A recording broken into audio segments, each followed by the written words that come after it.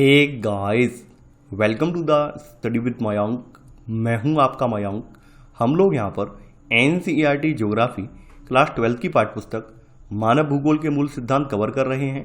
आज आपका इसी क्रम में अध्याय तीसरा है। यहां पर हम जनसंख्या संगठन से संबंधित प्रश्नों को देखेंगे। तो चलिए स्टार्ट करते हैं आज का वीडियो। देखते हैं मैं क्या क्या डिस्कस करना है यहाँ पर। आज का पहला प्रश्न है, लिंग संगठन के संदर्भ में निम्नलिखित कथनों पर विचार कीजिए। पूछा गया है कौन सा कथन सही है। जिन प्रदेशों में लिंग भेदभाव अनियंत्रित होता है वहां लिंग अनुपात निश्चित रूप से स्त्रियों के अनुकूल होता है। लिंग अनुपात में स्त्रियों का अनुपात अधिक होना यह बतलाता है कि उनका स्तर निश्चित तौर पर बेहतर है। लिंग अनुपात यानी जनसंख्या में स्त्रियों और पुरुषों की संख्या के बीच के अनुपात को लिंग अनुपात कहा जाता है। और लिंग अनुपात जो है किसी देश में स्त्रियों की स्थिति के लिए बहुत ज़्यादा महत्वपूर्ण सूचना प्रदान करता है। तो यहाँ पर आपका पहला वाला जो कथन है ये सही नहीं है। जिन प्रदेशों में लिंग भेदभाव अनियंत्रित होता है, अनियंत्रित का मतलब ये है कि वहाँ पर कोई अंकुश ही नहीं है, कोई वहाँ पर रोकने वाला नहीं है। स्त्रियों के प्रति अगर हिंसा हो रही है, स्त्रियों के प्रति अगर दुर्व्यवहार हो रहा है तो कोई रोकने वाला नहीं है। यानी जिन प्रदेशों में लिंग भेदभाव अनियंत्रित होता है वहाँ लिंग अनुपात निश्चित रूप से स्त्रियों के अनुकूल नहीं होगा बल्कि प्रतिकूल होगा। जब वहाँ पर कोई अंकुश लगाने वाला नहीं होगा, कोई पुरुषों पर लगाम लगाने वाला नहीं होगा तो स्त्रियों के फेवर में वो चीज़ होगी ही नहीं। यानी यहाँ पर स्त्री भ्रूण हत्या, स्त्री शिशु हत्या और स्त्रियों के प्रति घरेलू हिंसा की प्रथा प्रचलित होती है। ये सब स्थितियाँ जो है स्त्रियों के फेवर में नहीं है, अनुकूल नहीं है बल्कि प्रतिकूल हैं। तो यहाँ पर आपका पहला वाला कथन गलत हो जाएगा। आपका सेकंड वाला कथन ये भी सही नहीं है। जनसंख्या में अधिक स्त्रियों के होने का मतलब ये नहीं है कि उनका स्तर बेहतर होगा। यहाँ पर यह भी हो सकता है कि पुरुष जो है वो रोजगार के लिए अन्य क्षेत्रों में प्रवास कर गए हों। तो यहाँ पर आपका सेकंड वाला कथन जो है ये भी गलत है। यहाँ पर आपका एक और दो दोनों ही कथन गलत हैं। तो आपका सही आंसर है पहले का डी। ना तो एक सही है और ना ही दूसरा। दूसरा प्रश्न है आपका, यूरोप के देशों में पुरुषों की संख्या के कम होने का निम्नलिखित में से एक कारण है। अत्यधिक पुरुष उत्प्रवासन, स्त्रियों की उच्च जन्म दर, पुरुषों की उच्च मृत्यु दर, पुरुषों की निम्न जन्म दर। यूरोप के अनेक देशों में पुरुषों की कमी, वहाँ स्त्रियों की बेहतर स्थिति और भूतकाल में विश्व के विभिन्न भागों में अत्यधिक पुरुष उत्प्रवास के कारण है। तो यहाँ पर आपका सही आंसर है सेकंड का ए। अत्यधिक पुरुष उत्प्रवास की वजह से यूरोप में स्त्रियों की संख्या ज़्यादा है और पुरुषों की संख्या कम है। तीसरा प्रश्न है आपका, संयुक्त अरब अमीरात में लिंग अनुपात के निम्न होने का कारण है। यानी यहाँ पर लिंग अनुपात निम्न होने का कारण कौन सा है। तो आपको यहाँ पर बताना है कौन सा कथन सही नहीं है। पहला है, रोजगार के लिए अत्यधिक पुरुष कार्यबल का आप्रवास हुआ है, स्त्रियों का उत्प्रवास हुआ है, पुरुष जन्म दर का अत्यधिक होना। देखिए, विश्व में स्त्रियों की सबसे कम संख्या जो है संयुक्त अरब अमीरात में है। यानी यहाँ पर कुल जनसंख्या का केवल 26.7% महिलाएं हैं। हालांकि ये आंकड़े पुराने हैं लेकिन नवीनतम आंकड़ों में भी यहाँ पर अभी भी स्त्रियों की संख्या काफ़ी कम है। यानी 100 स्त्रियों के मुकाबले पुरुषों की संख्या 200 प्लस है। आप समझ सकते हैं कि यहाँ पर लिंगानुपात में कितना डिफरेंस है। यानी यहाँ पर 100 फीमेल हैं, उनकी तुलना में 200 प्लस पुरुष हैं। अब देखिए, एक्यूरेट आंकड़े मैं इसलिए नहीं बता रहा हूँ, हो सकता है कि आने वाले दिनों में अपडेट आंकड़े आ जाएं और थोड़ा बहुत फर्क आ जाए तो आप ये कहेंगे सर आप गलत बताते हैं। तो इसलिए आपको मैंने मोटा मोटा बता दिया अनुमान कि यहाँ पर 100 स्त्रियों पर 200 से ज़्यादा पुरुषों की संख्या है। तो यहाँ पर रीजन क्या रहा है, और इसका रीजन ये है कि दुबई जो दुनिया के सबसे बड़े महानगरीय शहरों में से एक है, इसमें विश्व के कई देशों के पुरुष रोजगार के लिए प्रवास करते हैं, जिसके कारण यहाँ पर पुरुषों की संख्या अत्यधिक हो गई है। तो पहला वाला कारण तो यहाँ पर सही है। स्त्रियों का उत्प्रवास, चूंकि ये पूरा देश आप लोग जानते हैं बहुत ज़्यादा धार्मिक रीति रिवाजों में बंधा हुआ देश है, तो स्त्रियों को यहाँ पर बहुत ज़्यादा आज़ादी नहीं है। तो यहाँ पर स्त्रियाँ यहाँ से पलायन भी नहीं कर पाई हैं, अपना देश छोड़ भी नहीं पाई हैं। तो स्त्रियों का उत्प्रवास तो हुआ ही नहीं है। पुरुष जन्म दर का अत्यधिक होना, ये भी कारण आपका गलत है। यहाँ पर पुरुष जन्म दर अत्यधिक नहीं है, बल्कि यहाँ पर रीजन क्या है, रीजन यही है क्योंकि यहाँ पर जो यहाँ के महानगर हैं, दुबई जैसे महानगर हैं, वहाँ पर रोजगार की तलाश में अन्य देशों से लोग प्रवास कर रहे हैं। इसी वजह से यहाँ पर लगातार पुरुषों की संख्या में लगातार इजाफा हो रहा है। तो यहाँ पर पूछा गया है कौन सा कथन आपका सही नहीं है। यहाँ पर आपका सी वाला कथन, यानी केवल 2 और 3 कथन सही नहीं है। तो आंसर है तीसरे का सी। चौथा प्रश्न है आपका, निम्नलिखित में से किस देश का लिंग अनुपात विश्व में सर्वाधिक है। लैटविया, जापान, संयुक्त अरब अमीरात, फ्रांस। देखिए, विश्व में उच्चतम लिंग अनुपात लैटविया में दर्ज किया गया है। यहाँ पर प्रति 100 स्त्रियों पर पुरुषों की जो संख्या है, यानी 100 फीमेल पर आपके जो पुरुष हैं वो 85 पुरुष हैं। आप समझ सकते हैं। तो ये दुनिया में सबसे अच्छा लिंगानुपात, यानी कह सकते हैं सर्वाधिक लिंगानुपात लेटविया का है, यानी यहाँ पर फीमेल की संख्या ज़्यादा है और पुरुषों की संख्या यहाँ पर कम है। 5वां प्रश्न है आपका, आयु संरचना के संबंध में निम्नलिखित कथनों पर विचार कीजिए। पूछा गया है कौन सा कथन यहाँ पर सही है। पहला है 15 से 64 आयु वर्ग की जनसंख्या कार्यशील जनसंख्या का प्रतिनिधित्व करती है। युवा जनसंख्या के उच्च अनुपात का अर्थ है कि प्रदेश में जन्म दर निम्न है। जनसंख्या पिरामिड का प्रयोग जनसंख्या की आयु लिंग संरचना को दर्शाने के लिए किया जाता है। अब देखिए यहाँ पर थोड़ा सा ध्यान देना है, जो कार्यशील जनसंख्या है इसका पैमाना अगर हम विश्व के संदर्भ में देखें तो विश्व के संदर्भ में इसका कार्यशील जनसंख्या का जो पैमाना है वो 15 से लेकर 59 वर्ष के बीच माना गया है। अगर वहीं भारत की बात करें तो भारत में कार्यशील जनसंख्या का जो पैमाना माना गया है वो 15 से लेकर 64 के बीच माना गया है। आप लोग कई बार इस बात को लेकर कंफ्यूज हो जाते हैं कि सर एनसीईआरटी किताबों में एक जगह 15 से लेकर 59 लिखा हुआ है, दूसरी जगह 15 से लेकर 64 लिखा हुआ है। उसका रीजन ये है कि यहाँ पर हम विश्व के संदर्भ में देख रहे हैं, समझ रहे हैं आप। और यहाँ पर अगर भारत के संदर्भ में अगर हम बात करेंगे तो भारत में 15 से लेकर 64 के बीच का जो भी जनसंख्या है उसको कार्यशील जनसंख्या में रखा गया है। तो यहाँ पर आपका पहला वाला कथन गलत हो जाएगा। देखिए जनसंख्या संगठन में अगर हम बात करें तो 15 से लेकर 59 आयु वर्ग के बीच जनसंख्या का बड़ा आकार एक विशाल कार्यशील जनसंख्या को इंगित करता है। तो यहाँ पर आपका पहला वाला कथन गलत हो जाएगा, क्योंकि यहाँ पर हम विश्व के संदर्भ में देख रहे हैं, ना कि भारत के संदर्भ में। सेकंड वाला जो कथन है ये यहाँ पर गलत है। देखिए युवा जनसंख्या के उच्च अनुपात का अर्थ है कि प्रदेश में जन्म दर निम्न है, नहीं। इसका मतलब यह है कि प्रदेश में जन्म दर भी उच्च है। अगर ज़्यादा जो जनसंख्या है, ज़्यादा युवा जनसंख्या आपको देखने को मिल रही है तो इसका मतलब क्या है कि यहाँ पर युवा जन्म दर जो है वो काफ़ी उच्च है। इस वजह से यहाँ पर जो युवा लोग हैं उनकी संख्या इनमें ज़्यादा है। तो यहाँ पर आपका सेकंड वाला कथन गलत हो जाएगा। थर्ड वाला कथन है ये आपका सही है। जनसंख्या पिरामिड का जो प्रयोग है जनसंख्या की आयु लिंग संरचना को दर्शाने के लिए किया जाता है। तो यहाँ पर आपका तीसरा वाला कथन सही है। तो आपका सही आंसर है 5वें का बी, केवल थर्ड। 6वां प्रश्न है आपका, आयु लिंग पिरामिड के संदर्भ में नीचे दिए गए युग्मों में से कौन सा सही सुमेलित है ये आपको बताना है। विस्तारित जनसंख्या पिरामिड, उच्च जन्म दर के कारण निम्न आयु वर्ग में विशाल जनसंख्या, स्थिर जनसंख्या पिरामिड, जनसंख्या वृद्धि शून्य अथवा ऋणात्मक, ह्रासमान जनसंख्या पिरामिड, जन्म दर और मृत्यु दर लगभग समान। देखिए एक बार जो इमेज है वो मैं दिखा देता हूँ। ये वाला जो पिरामिड आप देख रहे हैं पहला वाला, ये विस्तारित जनसंख्या पिरामिड है। इसमें एक तरफ आपके जो है मेल हैं, यानी ये एक तरफ पुरुष हैं और एक तरफ यहाँ पे फीमेल है।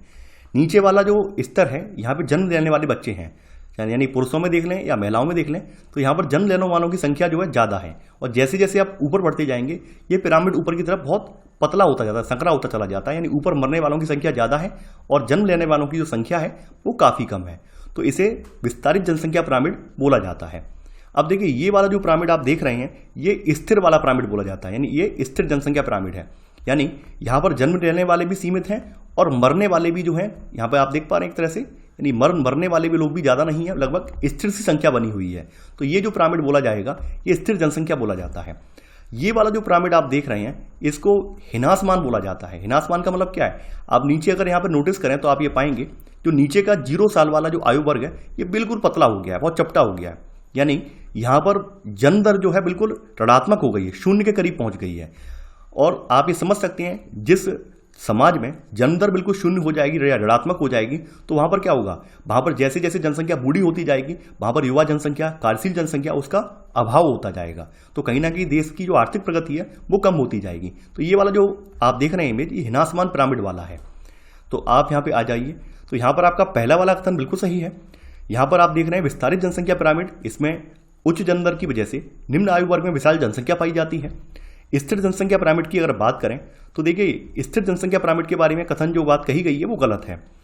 स्थिर जनसंख्या पिरामिड दर्शाता है कि जन्म दर और मृत्यु दर लगभग समान है, इसकी वजह से जनसंख्या जो है वो स्थिर हो गई है। ह्रासमान पिरामिड की अगर बात करें तो ह्रासमान पिरामिड जनसंख्या वृद्धि शून्य अथवा ऋणात्मक दर्शाता है। तो यहाँ पर आपका तीसरा वाला भी गलत है, यानी यहाँ पर सेकंड वाले की विशेषता थर्ड में लिख दी है और थर्ड वाले की विशेषता सेकंड में लिख दी है। तो 2 और 3 कथन आपके यहाँ पर सही नहीं है, केवल पहला वाला कथन सही है। तो आपका सही आंसर है 6वें का डी वाला, केवल 1। 7वां प्रश्न है आपका, निम्न में से किस देश का आयु लिंग पिरामिड ह्रासमान जनसंख्या को प्रदर्शित करता है। Bangladesh, Mexico, Japan, Australia.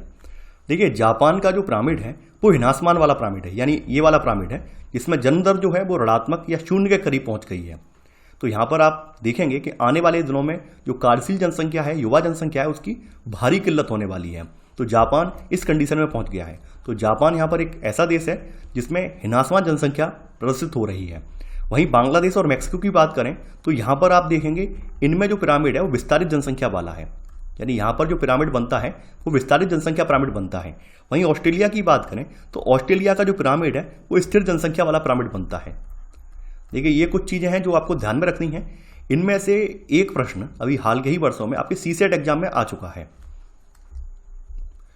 8वां प्रश्न है आपका, भारत जैसे विकासशील देशों में स्त्रियों के नगरीकरण अनुपात के कम होने का कारण क्या है? आवास की कमी, रहन सहन की उच्च लागत, सुरक्षा की कमी, रोजगार के अवसरों की कमी। देखिए भारत की अगर बात करें तो भारत जैसे देशों में ग्रामीण क्षेत्रों के कृषि कार्यों में महिलाओं की सहभागिता काफ़ी ऊंची है, जबकि नगरों में आवास की कमी, रहन सहन की उच्च लागत, रोजगार के अवसरों की कमी और सुरक्षा की कमी जो है ये महिलाओं के गांव से नगरीय क्षेत्रों में प्रवास को रोकती है। तो यहाँ पर ये सभी जो कारण हैं इसकी वजह से महिलाएं गांव में रहना ज़्यादा सुरक्षित महसूस करती हैं अपेक्षाकृत शहरों के। तो यहाँ पर आपका सही आंसर है 8वें का डी वाला, यानी 1, 2, 3 और 4। 9वां प्रश्न है आपका, निम्नलिखित कथनों में से कौन सा सही नहीं है ये आपको बताना है। सामान्य रूप से ग्रामीण क्षेत्र वे होते हैं जिनमें लोग प्राथमिक क्रियाओं में संलग्न होते हैं। पश्चिमी देशों में ग्रामीण क्षेत्रों में स्त्रियों की अपेक्षा पुरुषों की संख्या अधिक है। विकसित देशों में कृषि अत्यधिक मशीनीकृत है और यह लगभग महिला प्रधान व्यवसाय है। एशिया के नगरीय क्षेत्रों में पुरुष प्रधान प्रवास के कारण लिंग अनुपात भी पुरुषों के अनुकूल है। आपका पहला वाला कथन बिल्कुल सही है। सामान्य रूप से ग्रामीण क्षेत्र वे होते हैं जिनमें लोग प्राथमिक क्रियाओं में संलग्न होते हैं और नगरीय क्षेत्र वे होते हैं जिनमें अधिकांश कार्यशील जनसंख्या गैर प्राथमिक कार्यों में संलग्न होती है। तो यहाँ पर आपका पहला वाला कथन बिल्कुल सही है। आपका सेकंड वाला जो कथन है ये भी सही है। देखिए पश्चिमी देशों में ग्रामीण क्षेत्रों में स्त्रियों की अपेक्षा पुरुषों की संख्या ज़्यादा है। उसका रीजन क्या है? क्योंकि वहाँ पर जो नगर हैं वहाँ पर स्त्रियों के लिए अनुकूल दशाएं हैं, तो इस वजह से स्त्रियां जो है ग्रामीण क्षेत्रों से नगरों की ओर रोजगार के लिए पलायन करती हैं, प्रवास करती हैं। वहीं अगर एशियाई देशों की बात करें तो एशियाई देशों में स्त्रियों के लिए नगरों में स्थितियां इतनी ज़्यादा अनुकूल नहीं हैं। इसी वजह से स्त्रियां जो होती हैं वो अपने ग्रामीण परिवेश में ही रहना पसंद करती हैं और पुरुष जो होते हैं वो नगरों की ओर जाते हैं। आप ये देखते होंगे। तीसरा वाला कथन आपका गलत है। विकसित देशों में कृषि बहुत ज़्यादा मशीनीकृत है और यहाँ पर आपको अभी मैंने बताया था क्योंकि ग्रामीण क्षेत्रों में पुरुषों की संख्या ज़्यादा है तो यहाँ पर जो कृषि है वो महिला प्रधान नहीं है, बल्कि यहाँ पर क्या है, पुरुष प्रधान कृषि है। तो यहाँ पर आपका सी वाला गलत हो जाएगा। डी वाला बिल्कुल सही है। एशिया के नगरीय क्षेत्रों में पुरुष प्रधान प्रवास के लिए की वजह से लिंग अनुपात भी पुरुषों के अनुकूल है। तो यहाँ पर आपका गलत वाला जो आंसर है वो है 9वें का सी वाला। 10वां प्रश्न है आपका, निम्नलिखित कथनों पर विचार कीजिए। पूछा गया है कौन सा कथन यहाँ पर सही है ये आपको बताना है। पहला है, पश्चिमी यूरोपीय देशों के नगरीय क्षेत्रों में पुरुषों की अपेक्षा स्त्रियों या महिलाओं की संख्या अधिक होने का कारण इन क्षेत्रों में स्त्री जन्म दर का अधिक होना है। पश्चिमी यूरोपीय देशों में ग्रामीण क्षेत्रों में स्त्रियों की अपेक्षा पुरुषों की संख्या अधिक है। देखिए पहला वाला जो कारण है ये गलत है। पश्चिमी देशों के ग्रामीण क्षेत्रों में स्त्रियों की अपेक्षा पुरुषों की संख्या अधिक है, जबकि नगरीय क्षेत्रों में स्त्रियों की संख्या पुरुषों की अपेक्षा अधिक है। ऐसा नगरीय क्षेत्रों में रोजगार के अवसरों की अधिकता और अनुकूल परिस्थितियों की वजह से संभव हुआ है। तो यहाँ पर आपका पहला वाला जो कथन है ये गलत हो जाएगा। सेकंड वाला जो कथन है ये बिल्कुल सही है। पश्चिमी यूरोपीय देशों में ग्रामीण क्षेत्रों में स्त्रियों की अपेक्षा पुरुषों की संख्या अधिक है। इसके बारे में अभी मैं बता चुका हूँ। तो यहाँ पर आपका सही आंसर है 10वें का बी, केवल सेकंड वाला। 11वां प्रश्न है आपका, निम्नलिखित कथनों पर विचार कीजिए। पूछा गया है कौन सा कथन यहाँ पर सही है ये आपको बताना है। पहला है, किसी देश में साक्षर जनसंख्या का अनुपात उसके सामाजिक आर्थिक विकास का सूचक होता है। भारत में साक्षरता दर 10 वर्ष से अधिक आयु वर्ग वाली जनसंख्या के उस प्रतिशत को सूचित करती है जो पढ़ लिख सकता है और जिसमें समझ के साथ अंकगणितीय परिकलन करने की योग्यता है। देखिए किसी देश में साक्षर जनसंख्या का अनुपात उसके सामाजिक आर्थिक विकास का सूचक होता है क्योंकि इससे रहन सहन के स्तर, महिलाओं की सामाजिक स्थिति और जो शैक्षणिक सुविधाएं हैं इनकी उपलब्धता और सरकार की नीतियों के बारे में भी हमें पता चलता है। तो यहाँ पर आपका पहला वाला कथन सही है। भारत की बात करें तो भारत में साक्षरता दर जो है 10 वर्ष से अधिक आयु वर्ग वाली जनसंख्या को नहीं है, बल्कि 7 साल से ऊपर आयु वर्ग वाली जनसंख्या के उस प्रतिशत को सूचित करती है जो पढ़ लिख सकता है और जिसमें समझ के साथ अंकगणितीय परिकलन करने की योग्यता है। तो यहां पर आपका केवल पहला वाला कथन सही है, तो आपका सही आंसर है 11 का ए, केवल एक। 12वां प्रश्न है आपका, व्यावसायिक संरचना के संदर्भ में सूची 1 को सूची 2 से सुमेलित कीजिए। सूची 1 में यहां पर आपके व्यवसाय प्रकार बताए गए हैं और ये आपको बताना है कि कौन सी व्यवसाय की कैटेगरी में आते हैं। यहां पे बात कर लेते हैं अनुसंधान सूचना प्रौद्योगिकी। देखिए, अनुसंधान सूचना प्रौद्योगिकी और वैचारिक विकास से जुड़े हुए मुद्दे जो हैं ये चतुर्थक क्रियाओं में आते हैं। ये आपके चतुर्थक जो क्रियाएं होती हैं उनमें आते हैं। अब देखिए आगे बात कर लेते हैं परिवहन और संचार की बात कर लेते हैं। परिवहन, संचार, व्यापार ये सभी जो है आपके तृतीय क्रियाओं में आते हैं। यानी परिवहन, संचार और व्यापार आपके जो है तृतीय क्रियाओं में आते हैं। वहीं बात कर लेते हैं आपके आगे बात कर लेते हैं वानिकी, मत्स्य, खनन और कृषि वगैरह जो है ये आपके प्राथमिक क्रियाओं में आते हैं। इसके बाद आपका जो विनिर्माण है ये तो आप जानते ही हैं, ये आपकी द्वितीय क्रियाओं में आते हैं। तो यहां पर आपका सही आंसर है ए का चौथा, बी का तीसरा, सी का पहला और डी का दूसरा। तो यहां पर आपका सही आंसर है 12 का डी वाला। 13वां प्रश्न है आपका, निम्नलिखित में से किसने संयुक्त अरब अमीरात के लिंग अनुपात को निम्न किया है? पुरुष कार्यशील जनसंख्या का चयनित प्रवास, पुरुषों की उच्च जन्म दर, स्त्रियों की निम्न जन्म दर या स्त्रियों का उच्च उत्प्रवास। आपको मैंने संयुक्त अरब अमीरात के बारे में बताया था। यहाँ पर जो दुबई जैसे महानगर हैं वो रोजगार के अवसरों के लिए लोगों को अपनी ओर खींचते हैं। इस वजह से पुरुष कार्यशील जनसंख्या चयनित रूप से दुबई जैसे शहरों के लिए प्रवास करती है और यही रीजन है कि यहाँ पर लिंगानुपात में पुरुषों की संख्या काफी ज्यादा हो गई है। तो यहाँ पर आपका सही आंसर है 13 का ए यानी का वाला। 14वां प्रश्न है आपका, निम्नलिखित में से कौन सी संख्या जनसंख्या के कार्यशील आयु वर्ग का प्रतिनिधित्व करती है? 15 से 65, 15 से 66, 15 से 64, 15 से 59। अभी मैं फिर से रिपीट कर रहा हूं, भारत के संदर्भ में 15 से 64 है, यानी इंडिया में अगर आप देखेंगे तो इंडिया में 15 से 64 को कार्यशील वाले ग्रुप में रखा गया है। वहीं अगर विश्व की बात करेंगे तो विश्व में 15 से लेकर 59 है। तो आपका सही आंसर है 14 में का घा वाला। तो ये था हमारा आज का वीडियो। आई होप आपको आज का वीडियो पसंद आया होगा। आप लोग इस वीडियो को लाइक और शेयर करना बिल्कुल ना भूलें। तो चलिए आज के लिए बस इतना ही। Thanks for watching. जय हिंद।